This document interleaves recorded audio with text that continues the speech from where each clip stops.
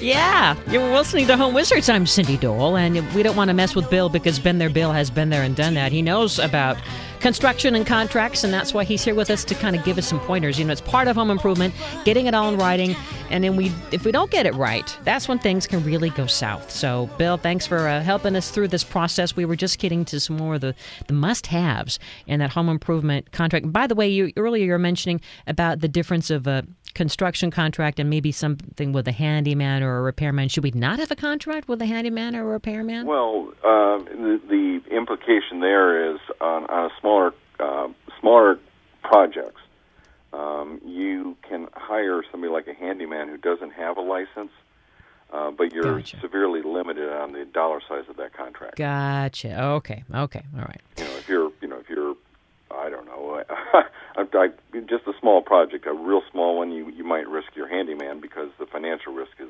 so slight. I see. Well, all right. So permits, licenses, and zoning, and that's also up your alley. I mean, there's a lot of rules city by city. And so how do we make sure that we aren't all of a sudden getting into trouble because, let's say, the contractor isn't following the rules? So we need that in the writing. That is a huge issue. Yeah. As you know, I'm on the Planning Commission. And a lot of the times we're having people come in front of us that are saying, I thought the builder was getting the permit, and right there in black and white on the builder's proposal, he's saying, no, a homeowner to pull permit, things like that. And that's really critical because just about anything you do on your house, changing windows and so on, is going to require a permit. They're not very expensive, but your city's going to require it. And what will happen is at some point, your builder will do work, he'll be paid, he'll go merrily on his way, and then a year or two later, let's say you want to sell the house, and somebody will do a search and realize that things were done in your house that were not permitted. And then the city gets involved. Oh, geez. And, they'll make you open up walls, they'll do all sorts of things that you, as a simple homeowner, just didn't know you had to do. Mm-hmm.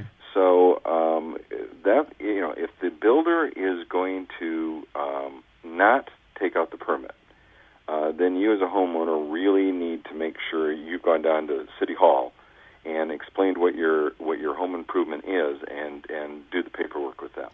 And then in addition to that, have a clause on the contract that says that we as the homeowner understand that the contractor will do due diligence, and so we as a homeowner are in the clear if the contractor fails to do... You know what? You'll never be in the clear because, fundamentally it always goes back to your property. Uh-huh. So, you can put that clause in it, and a lot of contractors will say that they won't include the cost of the permit in their proposal, but they might go down and pull it for the homeowner. That's really a conversation you have to have, and it'll vary a little bit from contract or from project to project. But in general, most of the time they're going to make you as the homeowner go down and pull the permit. So, yeah, because that just seems like an added chore. I mean, I'm almost thinking that it is. It is. It could almost be a job. You could hire.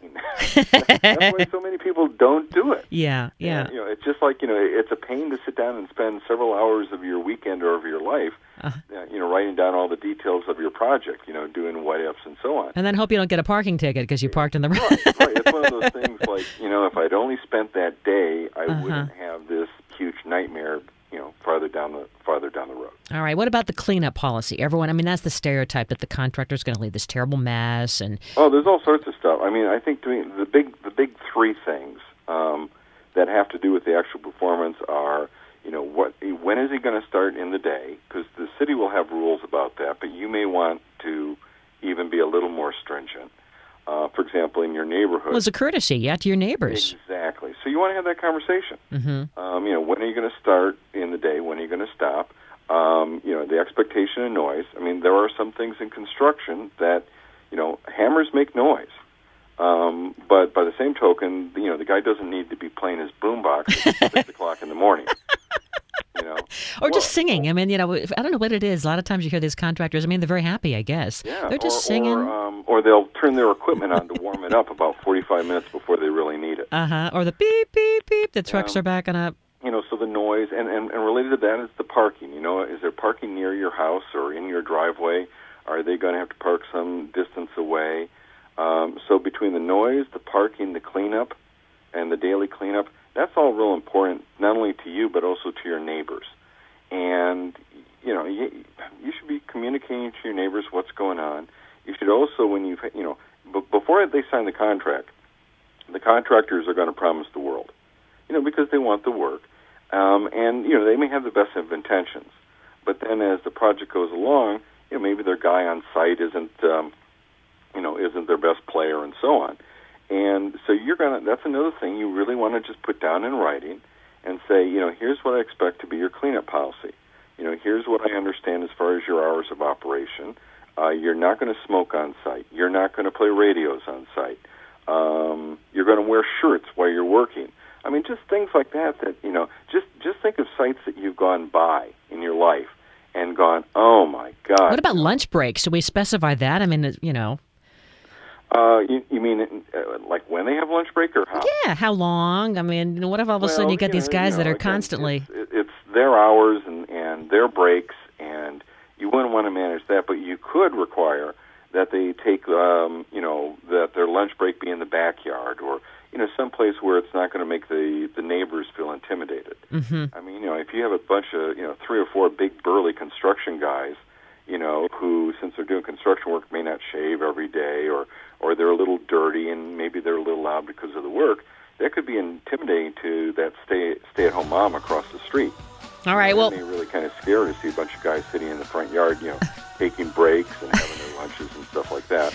Well, Bill, hang on a second. We're going to take another commercial break. We have a few more things to go over on what you need to have in the contract, all right? It's very important stuff. Talking with BeenthereBill. Maybe you have a question. The number is 888-539-2980. This is Home Wizards, and I'm Cindy Dole. I'm your Uptown Girl.